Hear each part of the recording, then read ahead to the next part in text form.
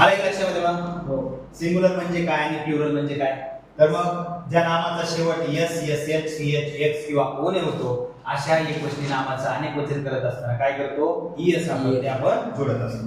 आता पहा इथं आणखी एक एक्झाम्पल. फॉर एक्झाम्पल इथं आहे फिश. काय इथं फिश. फिश म्हणजे मासा. याचं जे अनेक वचन आहे ते काय होतं इथं शेवटी काय आहे एस एच आणि आपला रूल सांगतो एस एच असेल तर काय अनेक वचन. ठीक आहे. मग इथं झालं याचं काय फिशेस. काय झालं फिशेस. पण याचं अनेक वचन कधी करायचं ते लक्षात घ्या. कारण एकदा हा एमपीएससी च्या एक्झाम मध्ये पीएससी च्या एक्झाम मध्ये विचारला गेलेला प्रश्न आहे कधी करायचं याचं अनेक वचन. तर पहा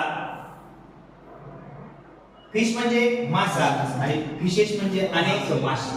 पण कधी हे अनेक वचन करायचं कधी तर जेव्हा ते जे मासे आहेत ते वेगवेगळ्या प्रकारचे असतील. कसे असतील वेगवेगळ्या प्रकारचे. मग ते वेगवेगळ्या रंगाचे असतील किंवा वेगवेगळ्या कॅटेगरीचे असतील. वेगवेगळ्या कॅटेगरी म्हणजे कळतात माशाचे प्रकार आपण थोडेफार आहेत ज्ञात आहे माहिती आहेत आपल्याला. जसं की कटला आहे रोहू आहे मृगल आहे त्यानंतर वाम आहे त्यानंतर आपण मरळ म्हणतो तो आहे त्यानंतर गोल्डन फिश आहे. हे जे आहेत म्हणजे वेगवेगळे जर मासे असतील एखाद्या नदीच्या प्रवाहामध्ये म्हणा किंवा एखाद्या लेक तलावात म्हणा किंवा एखाद्या डबक्यामध्ये म्हणा पॉन्ड मध्ये म्हणा. पॉन्ड म्हणजे काय डबकं. डबकं कळतंय ना आपल्या सगळ्यांना.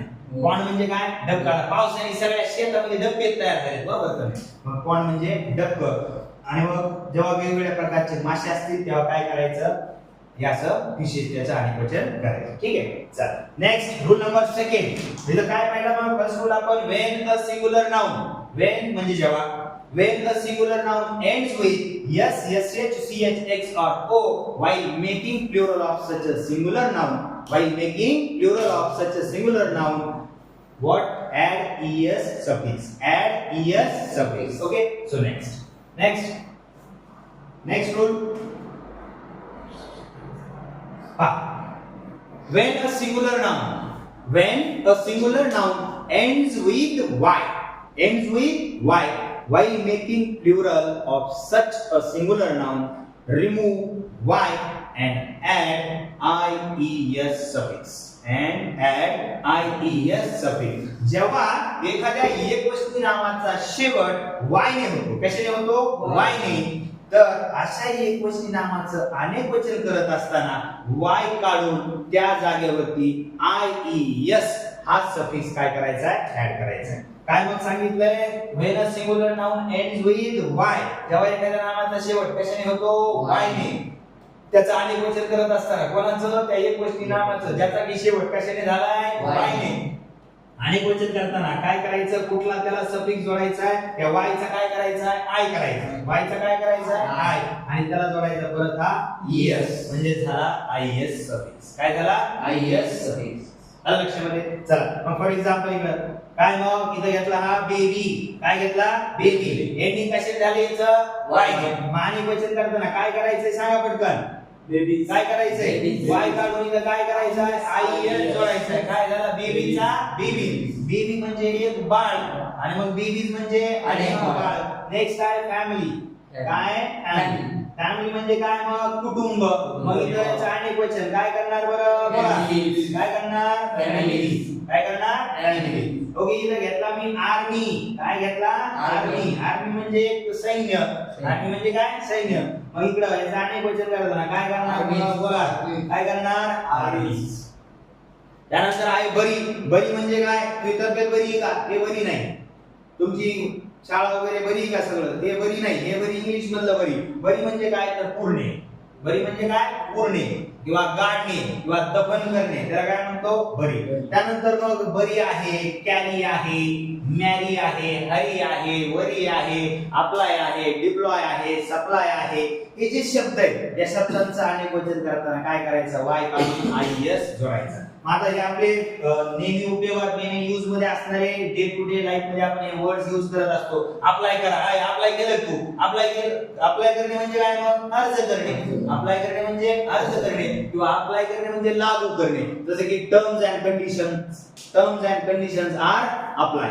Terms and conditions are apply. नियम व अटी लागू आहेत. ओके या पद्धतीने मग बरी याचं अनेक वचन काय करणार मग बरीचं बरी इकडं आहे कॅरी काय इकडं कॅरी कॅरीचं मग वाय होतं काय लागेल त्याला आय मॅरीचं काय होईल रे मॅरीचं काय होईल मॅरीज हरीचं काय होईल हरी वरीचं काय होईल बोला वरीचं वरी अप्लायचं अप्लायचं अप्लाय सप्लायचं काय होईल सप्लाय डिप्लॉय डिप्लॉय म्हणजे काय माहिती का तुम्हाला डिप्लॉय म्हणजे तैनात करणे डिप्लॉय म्हणजे काय तैनात करणे आता तैनात करणे म्हणजे नेमकं काय आता फॉर एक्झाम्पल सीमेवरती आपल्या भारताच्या सीमेवरती युद्ध सुरू झाले काय झाले युद्ध सुरू झाले आणि मग आपल्याला काय झाले तिथं युद्धाच्या त्याची परिस्थिती जे बॅटल फील्ड आहे बॅटल फील्ड म्हणजे काय युद्धभूमी बॅटल म्हणजे युद्ध बॅटल म्हणजे काय युद्ध आणि बॅटल फील्ड म्हणजे युद्धभूमी जिथे युद्ध झालं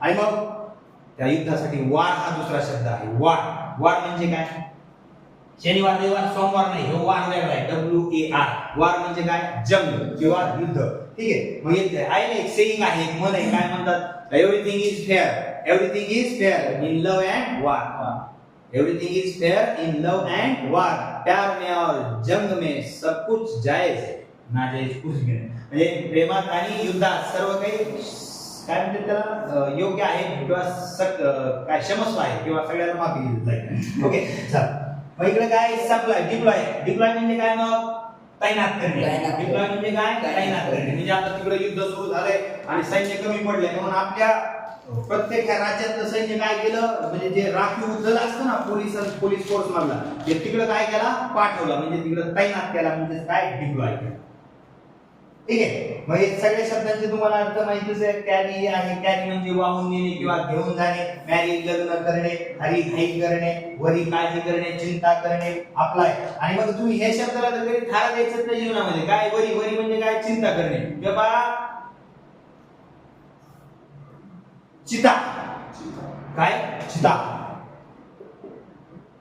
चिता म्हणजे जी व्यक्ती मृत पावली तिला जेव्हा आपण सेट ऑन फायर म्हणजे जेव्हा आग लावितो काडी लावितो तिला पेटतो ती असते चिता म्हणजे मेलेल्या माणसाला जाळणारी कोण आहे चिता पण हे जी आहे वरी म्हणजे चिंता कोण आहे ही चिंता ही जिवंत माणसाला जाळते चिंता करू गायब सगळं चिंता करायची नाही ओके चल दुसऱ्याला सोडून द्यायची दुसऱ्याला काहीतरी काम सोडून द्यायची सगळे काम आपणच नाही करायचे ओके लोकांच्या बद्दल वाईट आपण नाही बोलायचं दुसऱ्याला बोलून देणं काय बोलायचं काय शेण खायचंय खाऊ द्या माती खायची खाऊ द्या काय कोणाला अजून काय खायचं असेल नदीच्या काठातून ते खाऊ द्या आपण नाही टेन्शन घ्यायचं ठीक आहे चल मग आता इकडं हे सगळे शब्दांचे आले तुमच्या अर्थ लक्षात यांचं अनेक क्वेश्चन कशा पद्धतीने केले जाते हे लक्षात आलं ओके मग कॅच झालं मॅच झालं बॅच झालं टीच झालं हे जे शब्द आहेत त्यांचं आपण काय पाहिजे आता मग आणखी काय शब्द आहेत पाहिजे जसं की आहे क्राय आहे क्रायचं क्राईज त्यानंतर आहे फ्राय